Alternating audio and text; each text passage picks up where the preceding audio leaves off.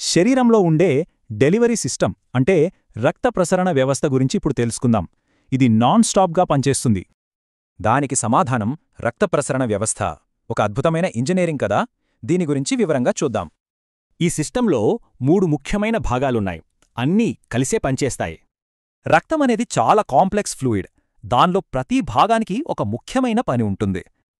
ఇక్కడ చాలా ఆసక్తికరమైన విషయం ఏంటంటే రక్తనాళాల నిర్మాణం వాటి పనికి తగ్గట్టుగా ఉంటుంది.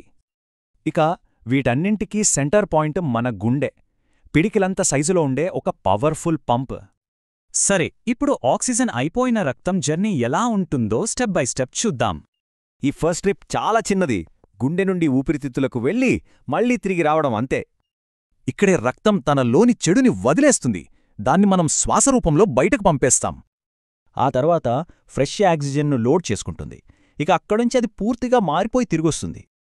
ఇప్పుడు ఆక్సిజన్తో ఫుల్లుగా ఉన్న రక్తం తన మెయిన్ డెలివరీ కోసం గుండెలోని పవర్ఫుల్ లెఫ్ట్ సైడ్లోకి వస్తుంది. ఎక్కడే అసలు మ్యాజిక్ జరిగేది.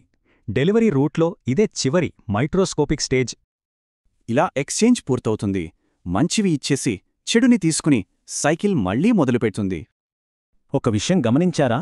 ఒకే సైకిల్లో రక్తం గుండెగుండా 2 సార్లు వెళ్ళింది. ఈ డిజైన్ కావాలనే పెట్టారు. అసలు ఈ డబుల్ సర్క్యులేషనే ఎందుకంత ఇంపార్టెంట్?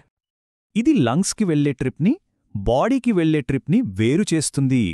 అందుకే ఇది చాలా ఎఫిషియంట్.